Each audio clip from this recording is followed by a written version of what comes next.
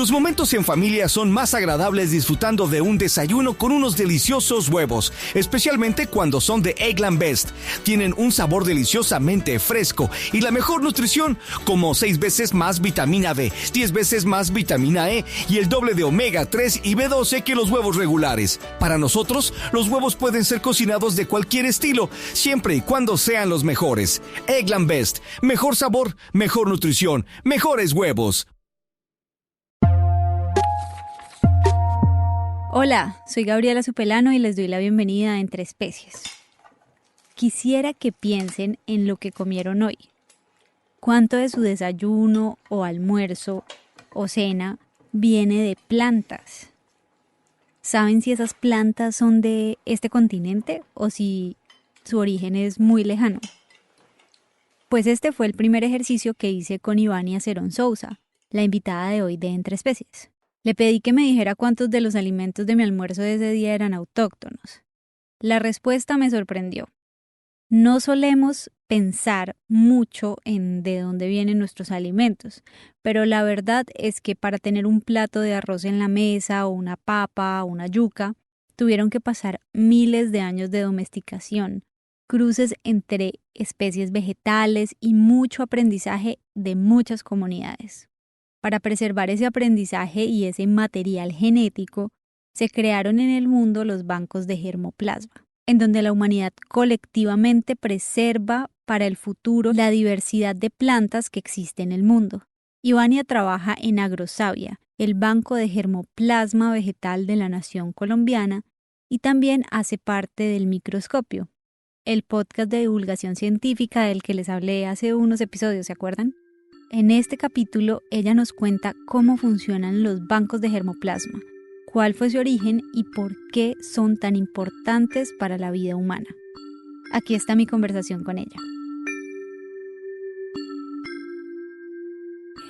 Ivi Cerón, bienvenida a Entre Especies. Estoy feliz de tenerte aquí para hablar hoy sobre bancos de germoplasma. ¿Qué es eso? Vamos a enterarnos ahorita. Y semillas, otras cositas interesantes alrededor de este tema. Gracias por estar aquí. Gracias, Gabriela, por invitarme. Bueno, primero que todo, inspirándome en una charla que escuché tuya, quiero preguntarte una cosa. Hoy yo almorcé una carne con arroz blanco, del que comemos acá en Colombia, una ensalada con lechuga, un pimentón, zanahoria, apio. ¿De dónde vienen originalmente estos alimentos? ¿Todos los que te mencioné vienen de acá de Sudamérica o dónde son? Si me puedes decir algunos, ¿no? En tu lista estaba mirando, estaba muy atenta escuchando y en tu lista no hay ninguno que sea de acá. Que se siembran actualmente acá y que sean parte de nuestros sistemas de agricultura es distinto, pero ninguno de los que tú mencionaste en tu almuerzo, que por cierto está muy nutritivo, basado en plantas, que está muy bien, que esa es otra discusión cuando hablamos de las plantas que utilizamos como alimento, pero en cuanto a origen local, no estás comiendo nada local. Tienes que meter más papita, más tomate, más frijoles, más maíz, eso sí es de acá.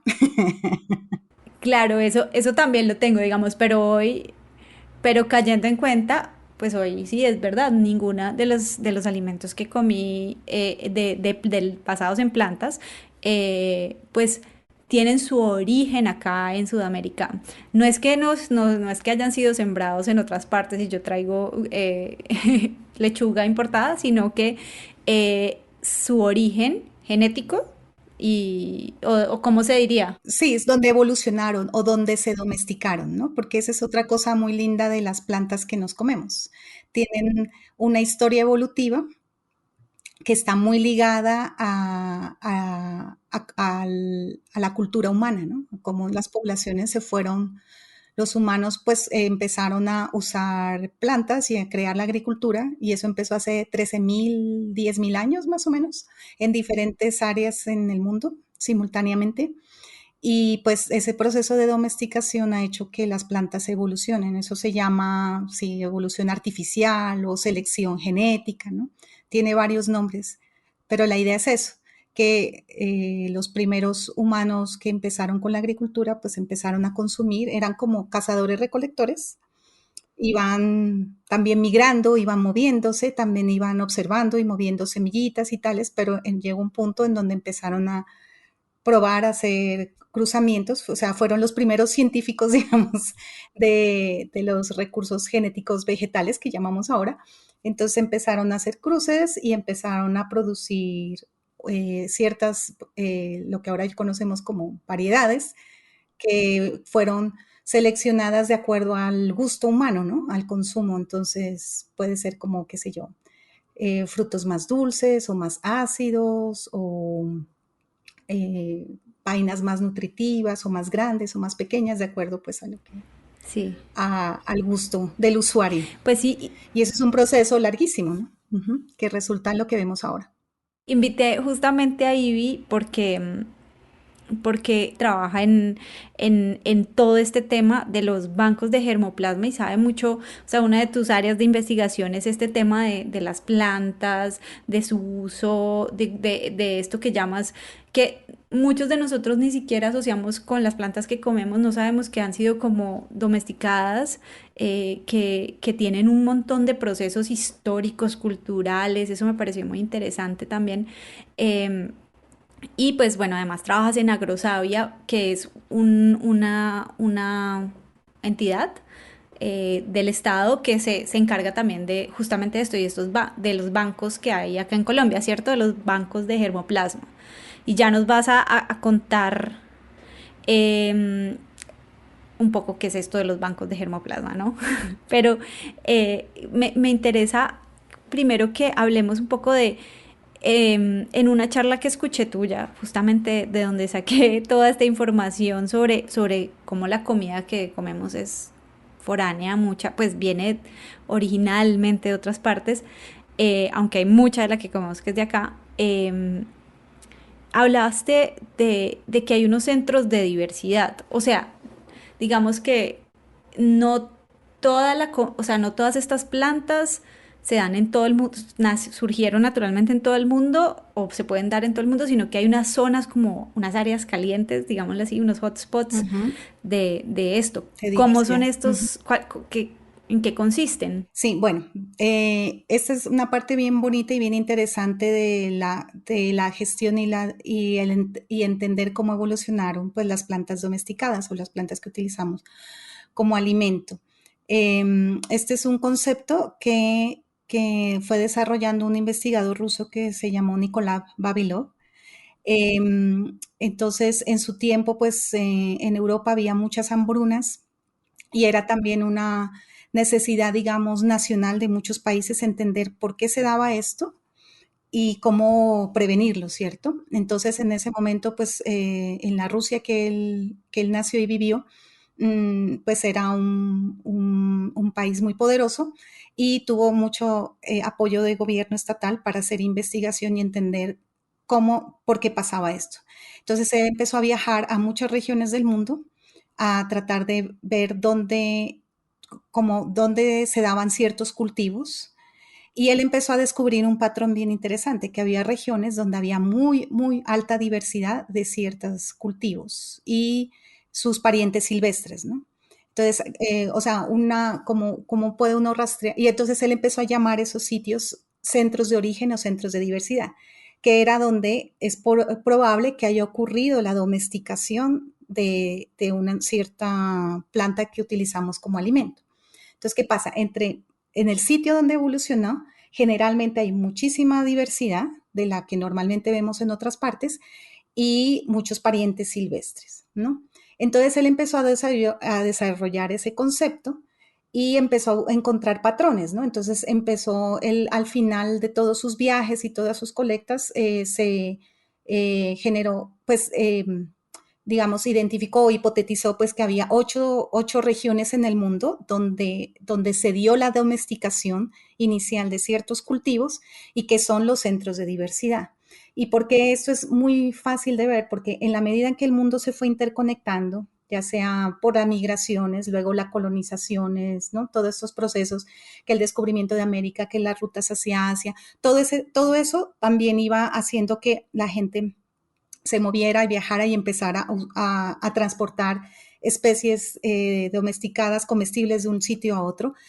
En la medida que iban viajando, hay menos y menos y menos diversidad, ¿no? Entonces, tú te llevas solo, por decir algo, en un centro de diversidad, vamos a poner el ejemplo de papa, que es el que me gusta porque Colombia es parte del centro de diversidad de papa en Sudamérica.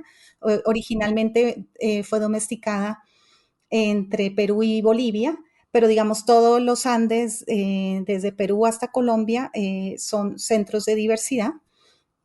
Entonces aquí hay mucha diversidad, pero en la medida que se descubrió América y se fue llevando la papa a Europa, no toda la papa podía, digamos, se adaptó a los climas y a los sitios de allá, sino unas ciertas variedades específicas. Entonces era muy obvio que en América, en el sur, había mucha diversidad, pero comparado con Europa, muy poquitas variedades, ¿cierto?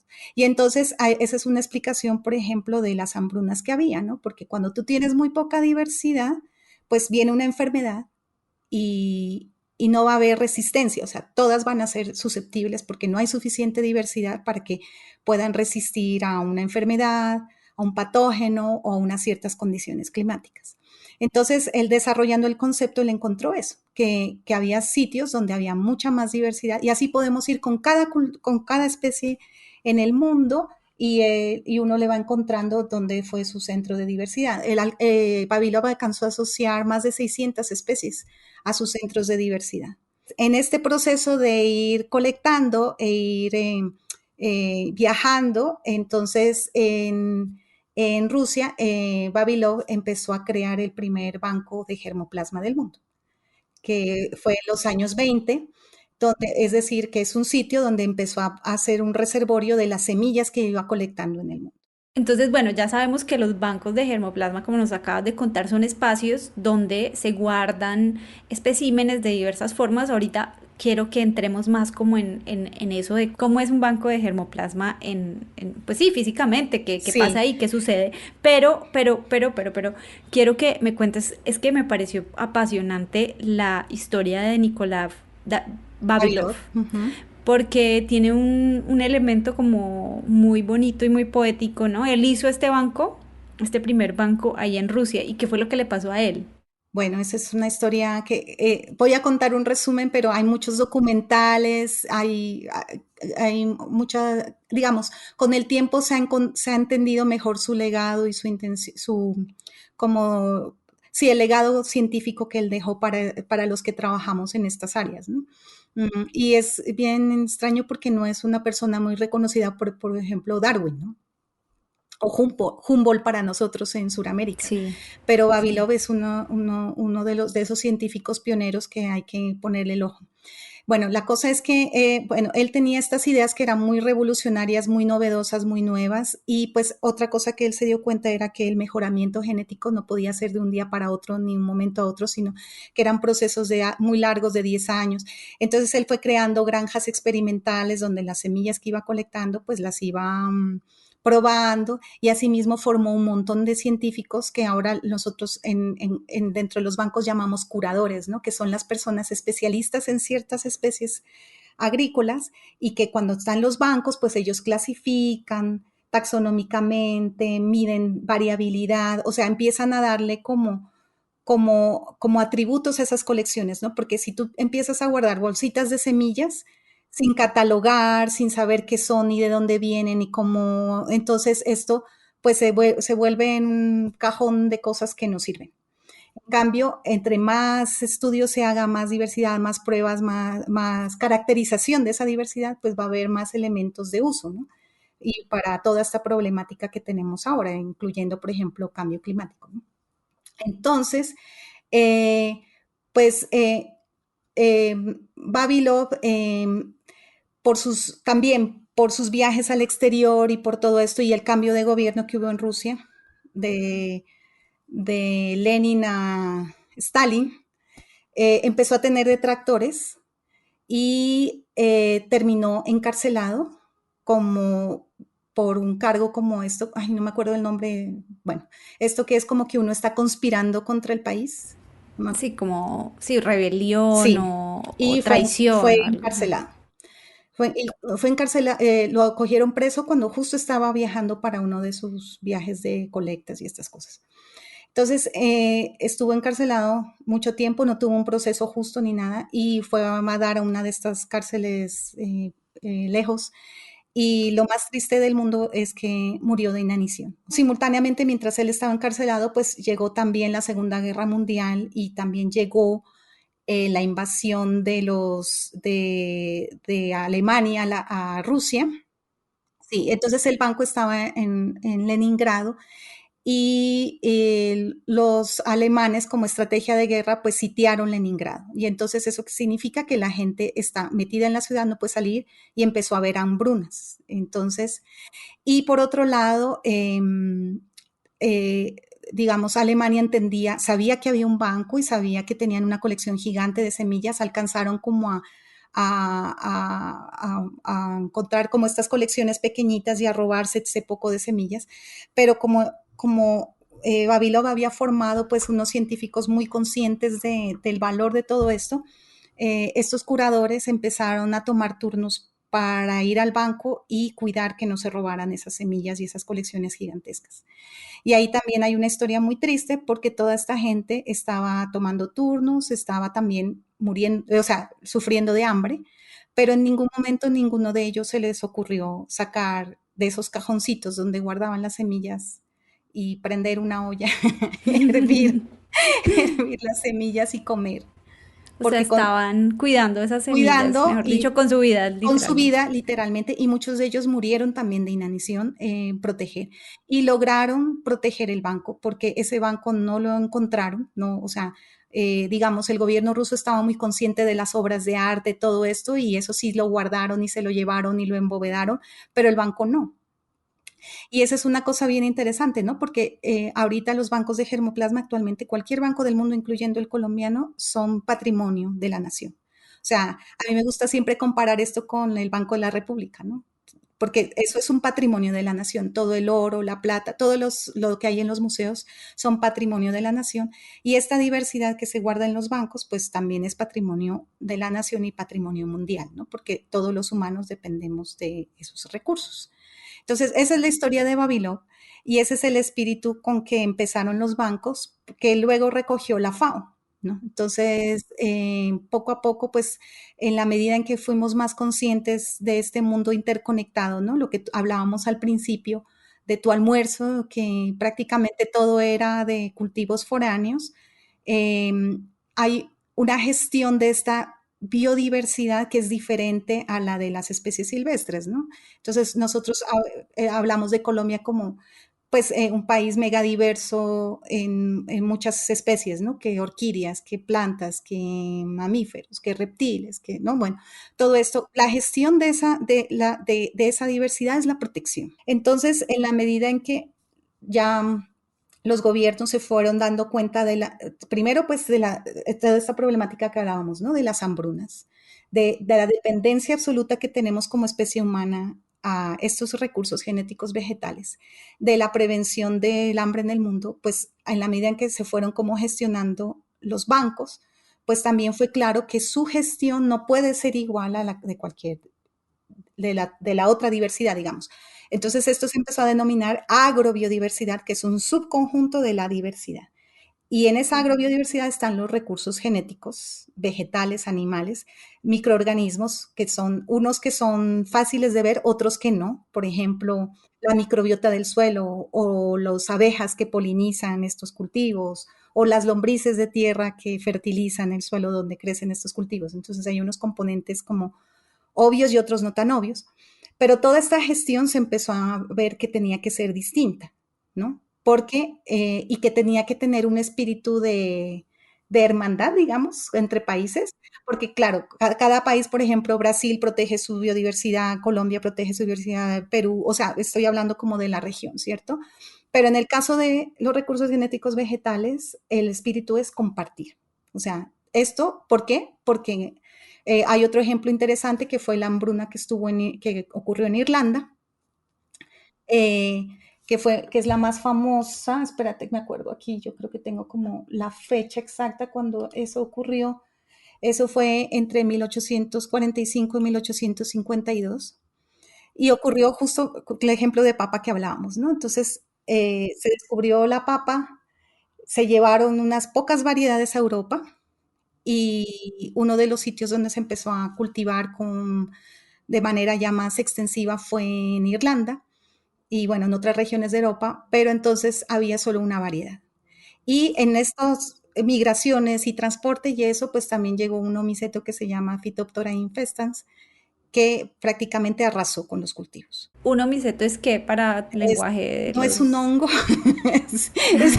ahí sí Es, los, pero digamos que es un no se asemeja a un microorganismo, hongo, como... exacto, primo del hongo, pero entonces aquí cualquier microbiólogo mata porque yo una vez dije el hongo y entonces me dijeron, no, no, no, no es un hongo, es un omiceto. No, no, yo como trabajo en plantas y no trabajo en microorganismos, pues ahí ya nos corregirán los expertos cómo es que es, pero digámoslo en términos generales como un primo de un hongo. Exacto, y las Y es, enferma, digamos, ya enfermó a esa exacto, papa. exacto. Ujú. Entonces, hubo tal hambruna que murió muchísima gente y fue la causante de la migración de muchos irlandeses hacia Norteamérica, pues, ¿no? Y entonces, y no había, porque no había pues la suficiente variedad para eso. Entonces, para prevenir todas estas cosas, pues los bancos de germoplasma empezaron como a gestionarse dentro de cada país, pero con ese espíritu de interconectividad. O sea, tenemos que tener bancos que preserven esa diversidad, ojalá en los centros de diversidad de cada cultivo, pero son bancos que tienen que estar al servicio de la humanidad. O sea, el espíritu es, vamos a preservar esa diversidad, pero también vamos a compartirla. Porque si no, porque los humanos, toda nuestra civilización depende de esos recursos básicos. Claro, es un peso grande, ¿no? O sea, toda la civilización depende de esos cultivos. Y actualmente hay, ya te digo, más o menos la cifra, según información de la FAO, ahorita más o menos para 2010 se reportaban 1.750 bancos alrededor del mundo, que eso es un montón, y que entre todos preservan 7.5 millones de accesiones, ¿no? Entonces aquí también es otra parte importante de por qué hablamos de germoplasma y no de semillas, ¿cierto? Entonces, bueno, y primero el concepto de accesiones. Accesiones es es una entrada que entra al banco, vas a un sitio, colectas una planta cultivable de alimento, esa es una accesión. Entonces va a tener un pasaporte, se llama así pasaporte. Entonces va a tener los datos básicos, que es coordenadas de dónde se colectó, va a tener información del sitio, coordenadas, del año de colecta, quién lo colectó, e información básica de sus atributos físicos, ¿no? Es de este color, de este tamaño, de esta forma, etcétera. Eso se llama accesión. Ahora, en los bancos de germoplasma hay varios sistemas de conservación que dependen de la biología de la especie. Entonces, ¿cuál es lo más fácil? Pues la semilla, ¿no? Pero hay especies en las cuales no podemos preservar las semillas. Entonces, bueno, porque las semillas se preservan en temperaturas bajas, en bóvedas. Literalmente, tú abres y es una nevera gigante con muchas bolsitas o tarritos o cosas de semillas con su pasaporte o su número, su identificación. Están baja temperatura y están a poca humedad. La idea es que eso dure toda la vida, ¿cierto? O sea, dure la mayor cantidad de tiempo posible. Entonces eso está cerrado, está sellado, está guardado, pero hay especies donde tú no puedes preservar las semillas porque no resisten ese frío y esa temperatura, van a morir. Pasa mucho con frutales. Entonces, imagínate, por ejemplo, una semilla de aguacate, no, no resiste, se va a dañar. Entonces, en esos casos, los bancos se tienen que mantener vivos. Y eso es algo bien increíble porque la gente, no, o sea, es como cuando yo bueno, cuando entré a Agrosavio fue que empecé a trabajar con bancos, para mí no era como tan obvio esto, y cuando uno va a visitar los bancos, nosotros llamamos a cada especie una colección, ¿no? Entonces, por ejemplo, vamos a la colección de aguacate, es ir a un sitio y ver cultivo, exacto, ver los árboles de aguacate, que son el Banco de la Nación Colombiana, que es, como te digo, un patrimonio de la nación.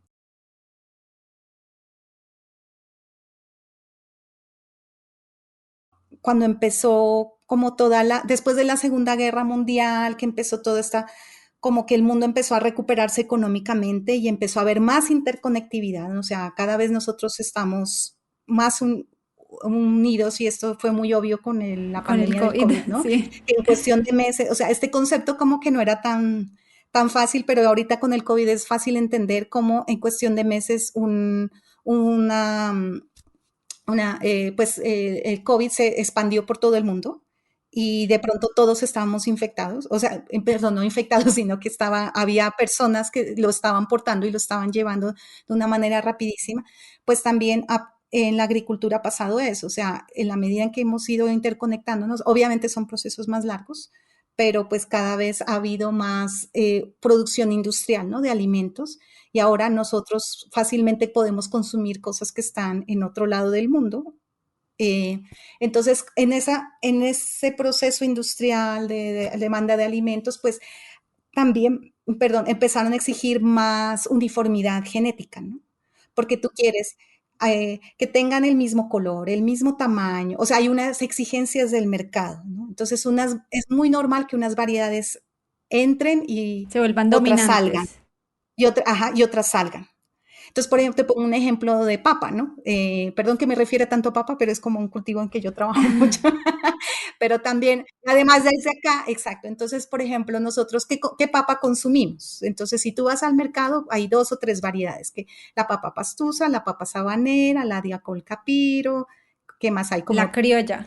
Sí, la criolla, 4. Y ya. Ajá. Sí, casi siempre son esas. ¿Y sabes cuántas variedades hay en el banco? Ponle un ¿Cuántas? numerito. Espérate. Por ahí unas 100 o mucho. Más, O tienes que más. aumentar un cero. Hay ¿1000? 2000, más, o sea, 2000 accesiones. Ujú. ¡Wow! Entonces, y como te digo, o sea, Colombia no es el centro exacto de origen, ¿no? Sino de diversidad, porque se originó entre Perú y Bolivia, pero en Colombia hay tal cantidad de variedad de papa que está en el banco. Y obvio eso no es comercial, porque eso casi no o sea, se ha ido, en algún momento estuvo, pero ya no está. O sea, eso es algo que está pasando. Entonces, ¿cuál es la labor de esos bancos? Pues preservar esa diversidad, que no se pierda, que independientemente de las exigencias del mercado y de las cosas, eh, digamos, como que están pasando, ¿no? De cambio climático, de agricultura no sostenible, de deforestación, o sea, todos estos procesos que reducen la diversidad, pues los bancos son ese reservorio donde se va a mantener. Y, y bueno, y germoplasma es porque lo que se preserva es cualquier parte de la planta que sea regenerable. O sea, que de ahí yo pueda regenerar una planta. Entonces, en algunos casos es semilla, en otros casos es un esqueje, en otros casos es un tubérculo, depende de la especie, de la biología de la especie. El esqueje para las personas de pronto que no sepan es como un tallito, Sí, un ¿cierto? Es como un pedacito, pedacito de exacto, tallo. sí. Ujú. Sobre todo es en especies que se reproducen de manera vegetativa o clonal, ¿no? Entonces tú pones un pedacito y lo pones en agua y va a echar raicitas. Lo que llamaban las mamás o las abuelas, no, que me va a llevar una patica. Exacto, exacto. Entonces guardamos en el banco o paticas o tubérculos o semillas, ¿no? Entonces cualquier Claro. cosa o la planta viva completa, pues digamos, ¿no? Que lo Cuando puedes son estos coger sí, cultivos. cuando son, sobre todo eso pasa mucho en árboles frutales, ¿no? Que sus semillas no son fáciles de conservar a baja temperatura.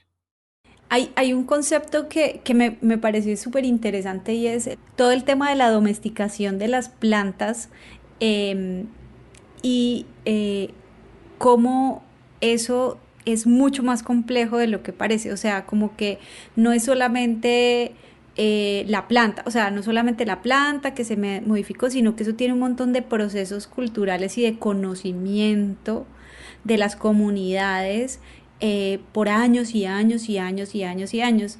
Y además porque esto me parece que hace como da como también otra mirada a eso que a veces habla la gente como muy ligeramente de, no, que los cultivos transgénicos o hablan de la modificación genética como si fuera una cosa supremamente pues como un demonio casi, ¿no? Como algo de unos tipos allá malévolos en unos laboratorios que no sé si también pase, no tengo ni idea, pero, o sea, ha habido modificación genética a través de los muchísimos procesos, digamos, de años y años de las comunidades manejando esas plantas, ¿cierto? Sí, sí, sí, sí.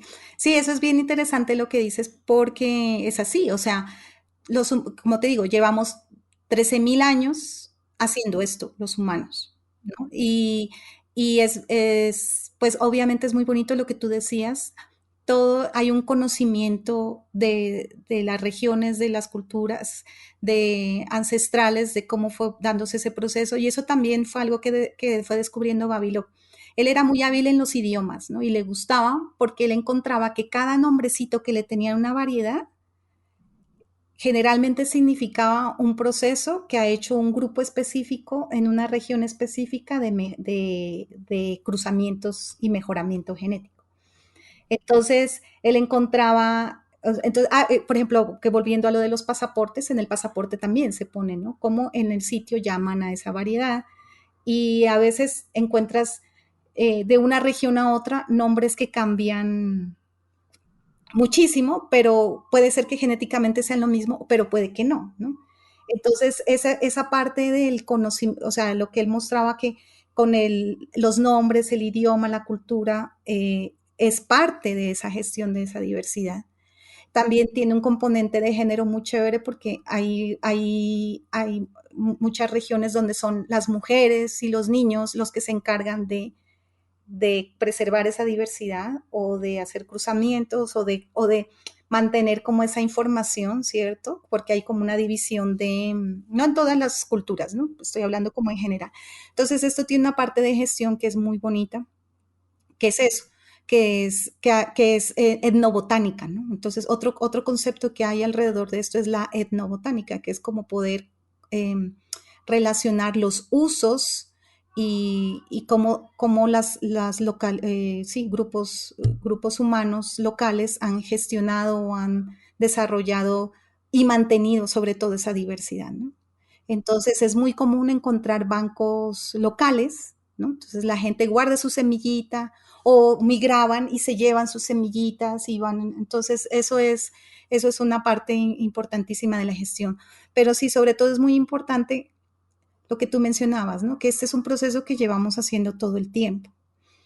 Siempre hemos hecho mejoramiento genético, es un proceso permanente y constante. Lo que ha cambiado es cómo se hace, ¿no? Obviamente cada vez hay herramientas más con biotecnología que aceleran el proceso o que lo hacen más específico. Porque en el momento en que tú haces esos cruzamientos, pues cruzas no solo digamos, toda la diversidad genética asociada a una característica que te interese, sino toda la planta, ¿no? Pero entonces, entre más biotecnología se use, pues uno puede ser más específico a ir al gen o a los genes que están asociados a esa característica y solo cambiar eso que a uno le interesa, ¿no? Entonces, pero pues eso ha tenido pues muy mala publicidad y muy mala. Entonces se ha visto todas estas cosas como ya, si se usa biotecnología es malo, Ok, ajá. mientras se hace de manera eh, más artesanal está bien, pero si tú empiezas a estudiar estos temas, pues no es tan así, ¿no? Claro. Porque Es tú mucho estás, más complejo. exacto, un proceso es más grueso y el otro es más fino, pero al final es lo mismo, ¿no? Crear una nueva combinación genética que dé un resultado que a ti te interesa, Y al ¿no? final me imagino que estas combinaciones genéticas y como que haya esta diversidad y estos cruces también ha fortalecido, o sea, ha hecho que, pues, podamos alimentarnos por tantos años, ¿no? O sea, me imagino Correcto, sí. que, o sea, es interesante porque Yo sí había escuchado, sobre todo en personas que hacen como agricultura regenerativa o a ciertos tipos de agricultura, que se ponen casi como en una posición como de cuidadores de los recursos, más que de explotadores. Ujú. Y como que si uno se pone, si uno percibe, digamos, a la humanidad como cuidadora de los recursos y sí, como alguien, como una parte que apoya y apoya ese proceso y esa diversidad y esa mezcla, en vez de una parte que explota y explota y explota, es bonito pensarlo así también, ¿no? Y también puede dar como luces de cómo debería ser nuestra relación. Sí, pues hay de todo, ¿no? Claro, claro. Hay de todo ahí, pero sí, o sea, la parte bonita cuando uno trabaja en esto de los recursos genéticos es ese espíritu, ¿no?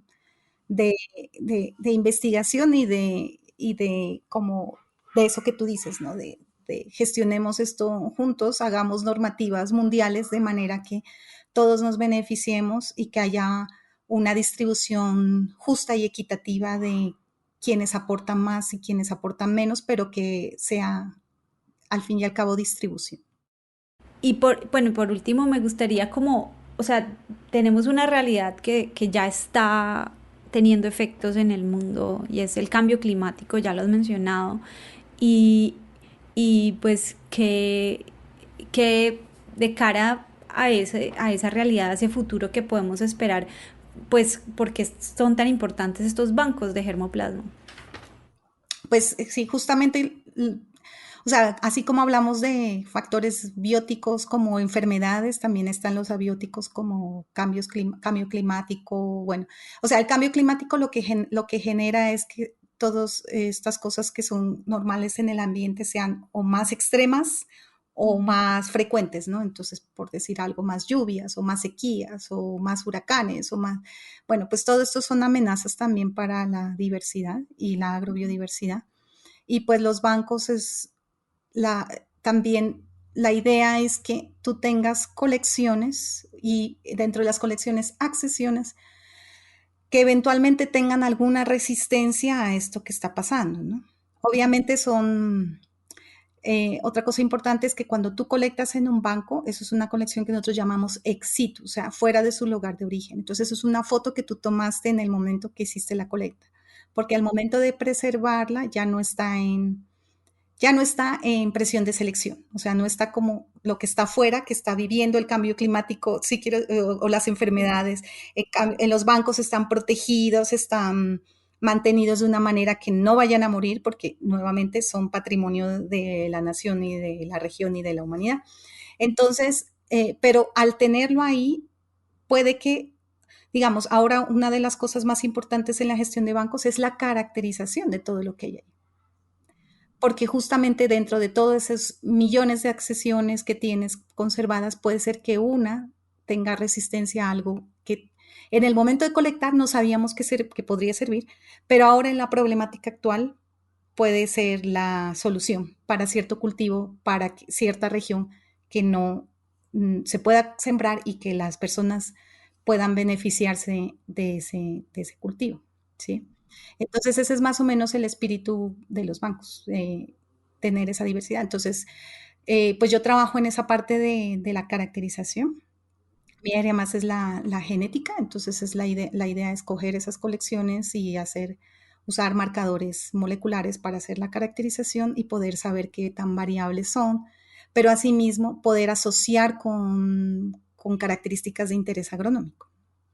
Entonces, no solo es tenerlas, pues saber cada una genéticamente cuál es su variación, sino que uno también pueda en campo crecerlas y poder ver, esta hojita es más grande, esta es más pequeñita, no, estoy poniendo como ejemplos muy generales, y que uno pueda como asociar, una cosa que nosotros hacemos es asociar, o sea, esa variación que se ve, uno puede asociarla a ciertos genes o a ciertas regiones genómicas que uno pueda después decir, nuevamente, ¿no? Que hablábamos de la biotecnología, pues un uso es ese, ¿no? Cuando tú tienes esa asociación y hay cierto problema en un sitio, digamos una resistencia a una enfermedad, entonces tú tengas información que puedas asociar y por genética acelerar ese proceso y decir, pues Decir, mira, aquí te tengo la accesión que probablemente tenga una variabilidad genética que pueda cruzarse con estas variedades comerciales actuales y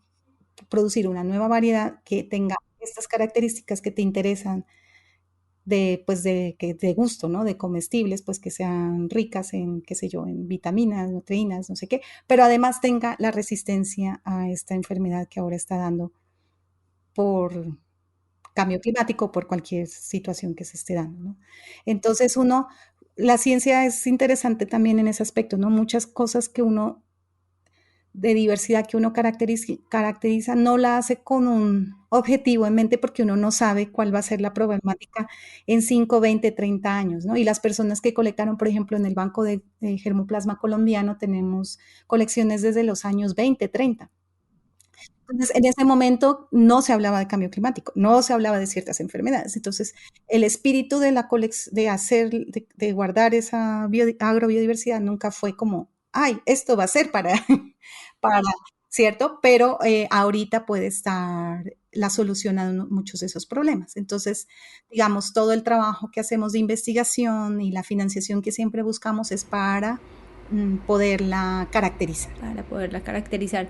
Pues, y muchas gracias y por estar aquí en Entre Especies y además por seguir, por apoyar todo esto de seguir cuidando nuestros recursos, pues de lo que vivimos, de lo que comemos, buscando soluciones para el futuro. Ojalá que no vayamos a tener que usarlas tanto, ojalá que no sea tan horrible, pero o sea, en caso tal de que sea necesario, pues que estemos un poco más preparados para todas estas cosas que se vienen o se pueden venir. Y, y pues nada, comer mucha papa, ojalá. Sí. Gracias, Gabriela.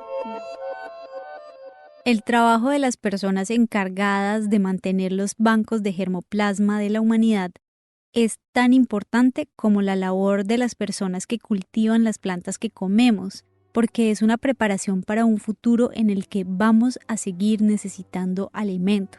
A diferencia de muchos otros recursos, los que están en los bancos de germoplasma se guardan para ser compartidos, para unir a las naciones en vez de separarlas. Da algo de tranquilidad saber que en varios lugares de Colombia y del mundo están estos espacios que a veces son bóvedas heladas, a veces son cultivos o colecciones de las famosas paticas de las abuelas, lugares que pueden llegar a hacer la diferencia entre un futuro hambriento y uno saludable. Gracias a Ivania por la charla, a ustedes por escuchar y que las 2000 especies de papas los acompañen.